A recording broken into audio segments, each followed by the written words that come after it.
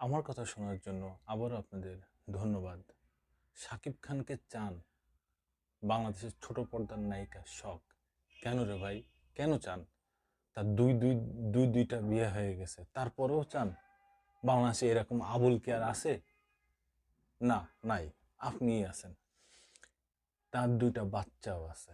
Even 2.5 বছর পরে, বাচ্চা হওয়ার 2.5 বছর পরে যে উনি স্বীকার করছেন যে উনি বিয়ে করছেন, কিন্তু বুবলিকে যে উনি বিয়ে করছেন এটার কোনো নিশ্চয়তা উনি দেন নাই, বলেনও নাই।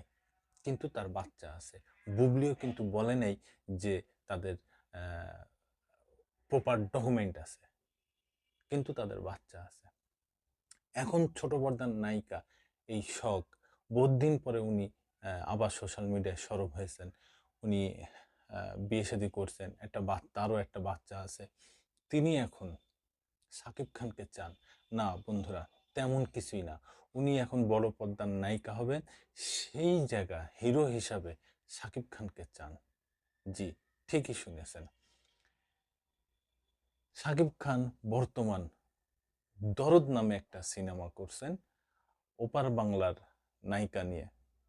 সেই ছবির প্রমোশন করে বেড়াচ্ছেন, খুব সুপার ডুপার হিট হবে আশা করি। এবং শাকিব খানের যে কিছুদিন আগে একটা সিনেমা রিলিজ হয়েছে তুফান, সেই তুফানও super duper hit, super bumper হয়েছে। এখন যে সিনেমা প্রমোশন করতেছেন দরদ, সেটাও আশা করি ভালো হবে। নায়িকা শখ কি বলছেন? কালবেলা একটা নিউজ আসছে, কি বলছেন একটু শুনি। বিজ্ঞাপনের মডেল হয়ে তারকা বনে যান আনিকা কবির শখ। পরবর্তীতে নাটকে নিয়মিত হন তিনি।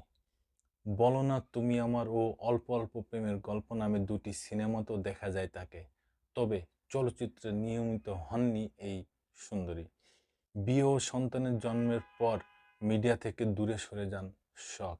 ফিরেছেন নাটকে অভিনয়ের মাধ্যমে। আবারও সবুজে তার ব্যস্ততা বেড়ে গেছে। গত মাসে অদ্ভুত পরিবার নামে একটি ধারাবাহিকে কাজ করেছেন এই অভিনেত্রী। এদিকে সিনেমা করলে নায়ক হিসেবে কাকে চান এমন প্রশ্নে শখ বলেন, সিনেমার জন্য অবশ্যই নায়ক হিসেবে সাকিব খানকেই চান তিনি। কারণ সাকিব ভাই সুপারস্টার, তার সঙ্গে আমার একবার পর্দা ভাগাভাগি হয়েছে, দর্শকরা অনেক পছন্দও করেছে, মনে হয় এবারও পছন্দ করবে অন্য আঙ্গিকে।